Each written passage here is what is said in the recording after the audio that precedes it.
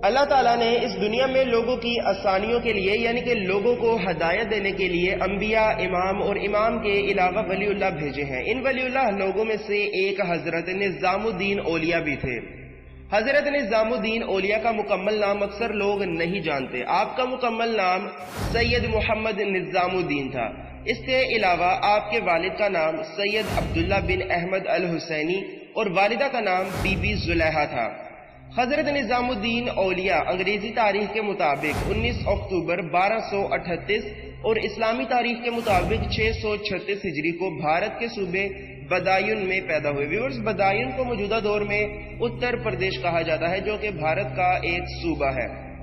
آپ کا سلسلہ نسب حضرت امام علی ابن ابی طالب سے ملتا ہے۔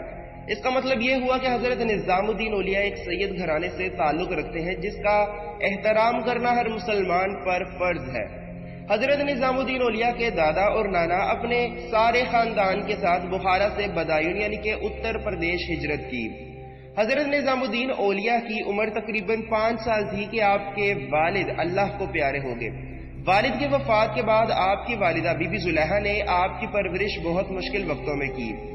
قرآن پاک کا علم حاصل کرنے کے بعد آپ کی عمر جب 16 سال ہوئی تو آپ اپنی والدہ زلیحہ کے ساتھ دلہی چلے گئے۔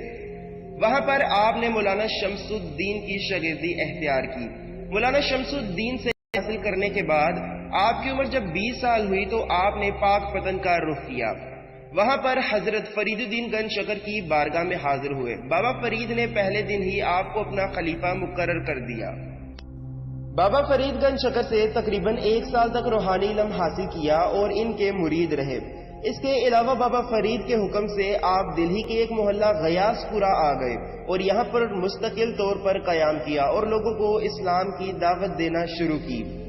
آپ کی درویشی زندگی کا اندازہ اس بات سے لگایا جا سکتا ہے کہ رمضان کا مہینہ تھا اور آپ کے ایک مرید جن کا نام شیخ عبد الرحیم تھا نے آپ سے عرض کی، حضور آپ سحری کے وقت کچھ نہیں کھاتے، افطاری کے وقت بھی کچھ نہیں کھاتے، آپ کی حالت بہت خراب ہو رہی ہے۔ اپنے مرید کی یہ بات سن کر آپ رونے لگے اور فرمایا، اے عبد الرحیم، اتنے فقیر اور محتاج لوگ مسجدوں، چوراہوں، مدرسوں اور چبوتروں پر بھوکے پڑے ہوتے ہیں، اس حالت میں میرے حلق سے نوالا کیسے گزر سکتا ہے؟ اللہ تعالیٰ نے حضرت نظام الدین اولیاء کو کمال جذب و فیض عطا کیا تھا۔ جب دلہی کے لوگوں کو آپ کی بزرگی کا علم ہوا تو روزانہ لوگ ہزاروں کی تعداد میں آپ کا دیدار کرنے کے لیے آنے لگے اور ان کی تعداد میں روزانہ ہزاروں کا اضافہ ہونے لگا۔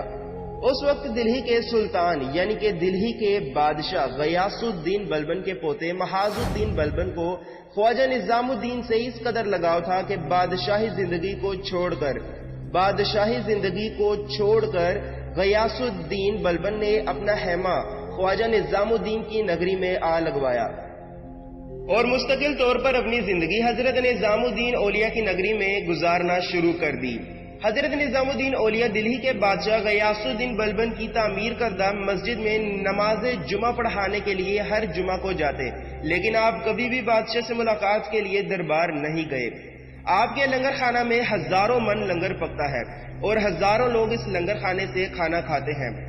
اس کے علاوہ حضرت نظام الدین اولیاء کو پوری دنیا میں لوگ نظام الدین اولیاء، محبوب الہی، سلطان المشائخ، سلطان الاولیاء اور زری زر بخش کے نام سے جانتے ہیں۔